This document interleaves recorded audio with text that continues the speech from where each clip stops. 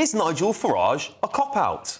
Well, myself, like many of you who really like Nigel's policies and what he stands for, have been really disappointed to see that he has said he is ruling out standing in the general election. Well, what's he going to do instead? Well, he's going to fly off to go and support Donald Trump because he says that's more important in this day and age. Well, frankly, Nigel, I have to say, I'm really disappointed. And if you are a patriot, at a time when you think that you can finish off the Tories, you should be standing, you will give Reform a massive poll boost, and you'll really hammer the nail into the Tories. So why not now? Why not do it now? And I'll put it to the rest of the panel. Do you think Nigel Farage is a cop-out, Darren? I wouldn't call him a cop-out because he is spending the next 6 weeks campaigning for reform. So you could argue that all he's done is remove his chance of becoming an MP. But do you not think, though, that if he really believes what he says, he should put his money where his mouth is? In the sense of stand for election himself? Yeah. I mean, you can argue that, yes. Well, what else can you argue? I think Nigel's a realist.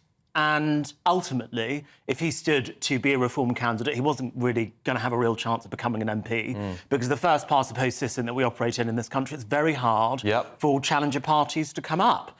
Now, Nigel Farage is a big media figure. It would have been humiliating for him not to win a seat as an MP, I think. So I think he's done the realistic thing. He has kept his powder dry and he's decided to go off to the US. Now, how that marries with his whole shtick about being patriotic and how this is such an important general election, it doesn't really marry up.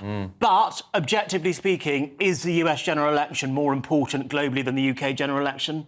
Yeah, it is. But is he going to hand the Tories some extra votes now, or people go away from Reform and say, actually, I'm going to vote for the Conservative Party? I'm not complaining. And it does say, let's save Britain behind him, right, at this Reform rally. And if you do genuinely think Britain is in need of saving, then there is an argument there that you would, well, attempt to save it, would you not? Absolutely, and I also think that Nigel Farage's impact on the American election will be negligible if well, apparently he's been offered a job, right, if President Trump wins. But Trump the doesn't need him to win. I think Nigel Farage has possibly made this balance on a personal level, that this will be more beneficial for him. And I agree with you that whatever you think of him and his policies, I think he rose through British politics. He's British. He probably cares the most about Britain, you would think.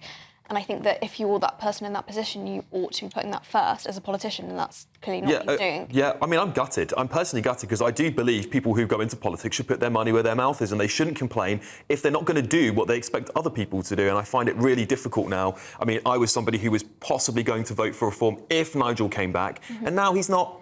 It's my vote's gone. Benjamin, what do you think?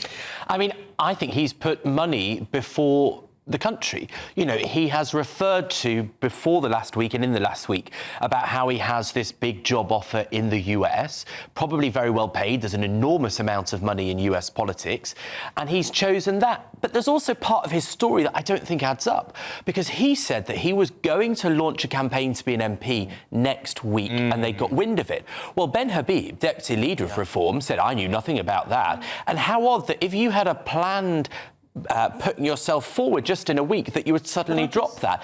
I think the truth is that he doesn't want his pride to be hurt by the fact that he would almost certainly lose. But I'm sorry, I don't respect him for that. I think that shows a lack of principle. That he stood for Parliament like 7 times. And lost. Yes, but... So he doesn't want to lose again, so he wants to save face. Well, he did it 7 times. He must be a sucker for punishment. Why do an 8th time? Is there not an argument to argue in defence of Nigel?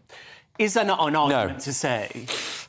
I am Nigel Farage. I'm going to go to the United States of America to work with my friend Donald Trump and try and get a UK-US trade deal for Britain that we really need to succeed in a post-Brexit Britain. Well, is there not an argument that he wants to make sure that relations between the UK and the US stay good when there's a Trump presidency and a potential Keir Starmer prime minister? But that's the point, right? I mean, why would he do any favours for Keir Starmer? Because Keir Starmer is going to say... It's favours for the country. It's favours for the country. Well, you can make that argument, right? But Keir Starmer will herald it as, British civil servants doing all the hard work. Yes, maybe Nigel Farage has put a connection together, but he's not the guy doing it. It's the Labour government. Nigel can say, I did it. And they couldn't have done it without me. Well, they they can have that debate, but I think Keir Starmer will come up looking better. He'll go, well, Labour achieved what the Tories couldn't. And I mean, that will be far more damning for the country. I think what it shows is that reform is not a serious political operation. They're not organised, they don't have candidates, they don't have money.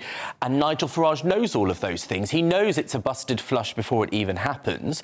And I think that you're going to see the bubble of excitement around Reform UK really amount to very little. What bubble? I think they'll do much worse than people have said. So would you welcome... So let's say Reform are finished after this election, right? Let's say they're over. Would you welcome Nigel Farage into the Conservative Party, and do you think your peers would? Personally, no, I wouldn't, because I don't think it is appropriate to have someone in the Conservative Party who has campaigned against the Conservative Party for the last 30 years, really since he was in the Referendum Party, back when Jimmy Goldsmith was running it. So, no, I wouldn't personally welcome him into the party. I know there are other Conservatives that would.